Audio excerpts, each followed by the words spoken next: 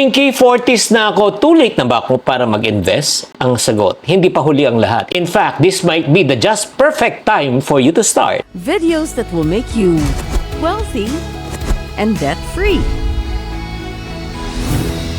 Hi there, this is Chinky Tan, your pambansang wealth coach. Ngayong araw, pag-uusapan po natin isang common fear ng maraming Pinoy na parang huli na sila mag-invest. Alam mo, marami sa ating mga kababayan na tumutuntong pa ng 40s at wala pang masyado talagang ipon at pang-retirement. But the truth is, mas maganda na nag-umpisa ka kesa hindi ka nag-umpisa at all. Do you agree? So, let me bust some myth about yun nga, starting late. Hindi porket 40 ka na, wala ka ng habol. Kahit na maliit ang puhunan, basta ang importante is consistency and long term. Again, consistency and long term. So right now, sa 40 ka na, na-realize mo that you have to start. I want to challenge you na can you just save, let's say, 5,000 pesos per month? Oo, kung ikaw ay kumikita ng mga 50K, 10% lang. 5,000 pesos per month for the next 20 years. So more or less, pag 60,000 a year times 20 years, 1.2 million. Alam mo ba, pag in-invest mo siya at 5% per annum, alam mo, after 20 years, by the time you reach the age of 60, meron ka ng 2 million pesos sa bangko. Yes, you heard it right. 2 million pesos na dating wala ka. Mas mahalaga na meron ka kesa wala. Mas mahal na consistent ka kesa ika nga wala ka, may ipon. Eh, ang tanong, meron bang 5% na makukuha? Ang dami na po ngayon. Umpisa na po natin yung Pag-ibig MP2. At least they give at least 6 to 7% per annum. Kaya before ka mag-invest, no, ito lang po, babala. Kailangan maunawaan mo muna yung finances mo. Like for example, let's talk about first, ano bang income mo? Diba? Kaya ba? Magkano nagagastos mo monthly? May naiipon ka ba monthly? Diba? Siyempre, mas maganda based on your income, nagtatabi ka na kahit pa konti. Like for example, pwedeng 1,000, 2,000, 5,000, 10,000, kung ano ang kaya mo. In other words, set realistic goals. Kailangan po, meron pong goal na in terms of pang-retirement ba yan?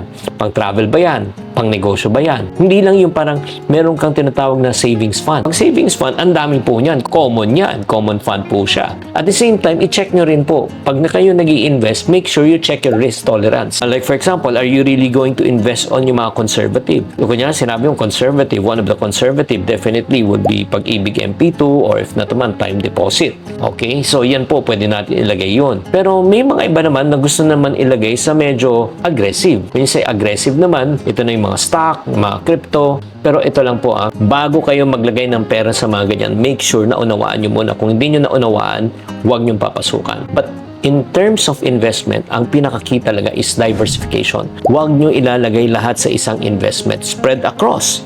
Diba? Meron ka sa MP2, meron ka sa lupa, meron ka sa time deposit, meron ka sa stock market kung gusto mo. At the same time, huwag nyong gagalawin bago ito ay mahinog. Okay? Kung ang goal nyo talaga pang retirement fund, retirement nyo lang gagamitin. So my advice, if you are 40, number 1, start small. Kahit 1,000, 2,000, 5,000, doesn't really matter. Number 2, be consistent. I-auto-debit nyo na. Number 3, i-invest nyo na agad sa isang fund that can allow you to earn 5% or more. And then number 4, seek expert help. Humanap kayo ng mga taong talagang pwedeng talagang tumulong po sa inyo. Kung may anak ka na marunong sa pera, magtanong ka. Kung may kaibigan ka na magaling sa pera, magtanong ka. At kung wala kang matanungan, kapatid, huwag ka na maghanap pa. Nandito na po tayo. You can ask me, you can join our group coaching session, yung sa TYL community natin, if you need a one-on-one session. Because medyo malaki yung amount, at the same time, di mo alam kung tanong ang tamang diskarte, tamang plano. If you want a one-on-one coaching session with me, you just type one-on-one coaching sa comment section.